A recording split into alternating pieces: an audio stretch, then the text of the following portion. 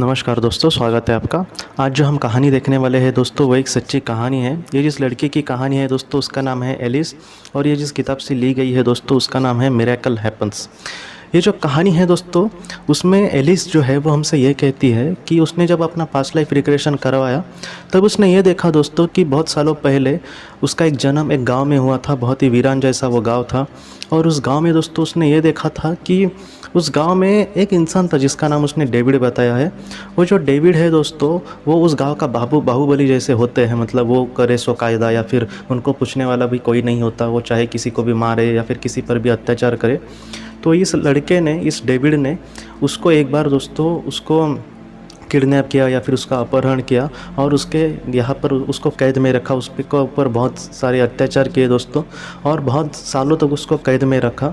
और ये जो पूरी ज़िंदगी दोस्तों उसकी, मतलब कहते हैं ना कि बदतर से बदतर नरक जैसी उसकी ज़िंदगी बन गई थी एलिस की। और वह बहुत ही ज़्यादा परेशान थी, और वो उसे लग रहा था कि कब मैं इस नरक से और इस मतलब एक बुरे इंसान के चंगुल से छूट जाऊँ, इस दुनिया से, तो उस कैद से। तब उसने वो कह रही थी कि धीरे धीरे उसको अत्याचार सहने की भी आदत हो गई थी। और वो कहते हैं ना कि अब वो खुद ने उसने कहा है कि मैं एक ज़िंदा लाश जैसी ज़िंदगी जी रही थी। और एक दिन उसने डेविड को मन में क्या आया और उसने उसको छोड़ दिया दोस्तों। और वो जब वहाँ से आज़ाद होकर जब गांव में गई दोस्तों, तब गांव वालों ने भी उसको बुरा ही ट्रीट किया। उसको एक वो औरत ही नहीं है, कोई जानवर जैसी है। किसी ने भी उसको एक सादा खाना भी नहीं दिया, और बहुत ही बुरी ज़िंदगी उसके जी। बाद में वो कह रही थी कि मैं किसी तरह से अकेले ही तंबू बांध कर रहती थी। उसने अपने जीवन में दोस्तों ये कहा है कि उसकी माँ थोड़ी बहुत ठीक थी, लेकिन उसके जो पिता है दोस्तों, उन्होंने कभी भी उस पर ध्यान नहीं दिया और हमेशा उसको ही दोष देते रहे, या फिर उन्होंने देखा ही नहीं उस पर। एक लड़की या पिता की तरह उन्होंने कभी उसको देखा ही नहीं। वो अपने जीवन में लगे रहते थे, और इस पर कभी भी उन्होंने ध्यान नहीं दिया। तो ये जो एलिस है दोस्तों, उसने बाद में ये कहा कि उसकी ज़िंदगी इतनी बदतर हो गई थी कि वो ज़िंदगी दोस्तों ख़त्म हो गई। और उसके बाद दोस्तों इस फ़िलहाल के जीवन में वो कह रही थी कि फ़िलहाल के जीवन में उसने ये देखा दोस्तों कि क्या हुआ उसके साथ, कि उसके जो उस जन्म के माता पिता थे, वही माता पिता इस जीवन में भी उसके थे दोस्तों। और इस जीवन में उसके जो पिता थे वो भी वैसे ही थे जैसे उस जीवन में थे।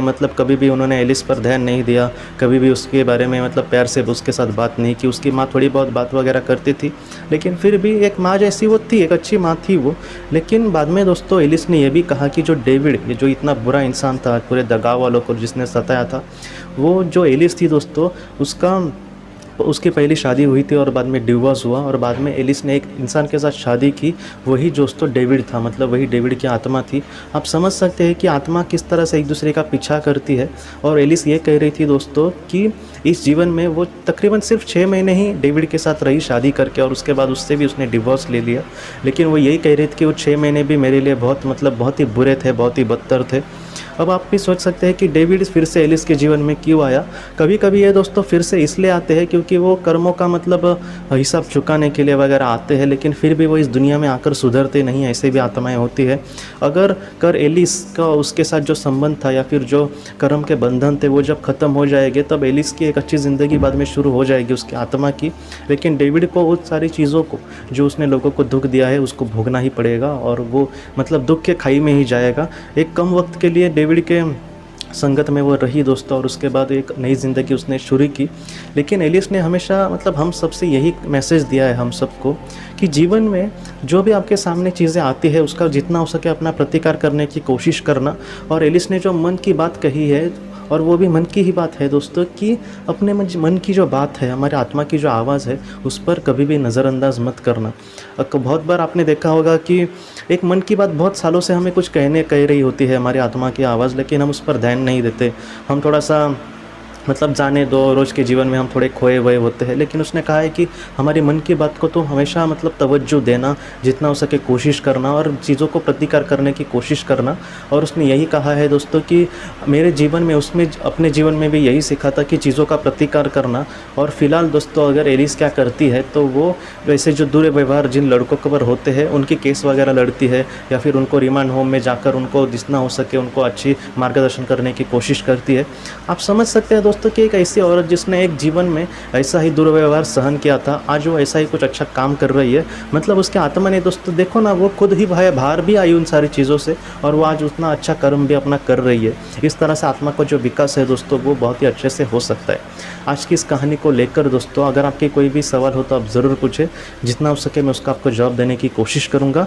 हम अपनी अगली वीडियो में मिलते हैं। आप अपना अपने परिवार का ख्याल रखना। आपका बहुत बहुत धन्यवाद। ज़िंदगी की रोशनी ये एक कंसल्टेंसी है जो ऐसे लोगों को मदद करने की कोशिश करती है जिन्होंने किसी अपने को खोया है, या फिर जो लोग अपने जीवन में बहुत ही ज़्यादा दुखी है।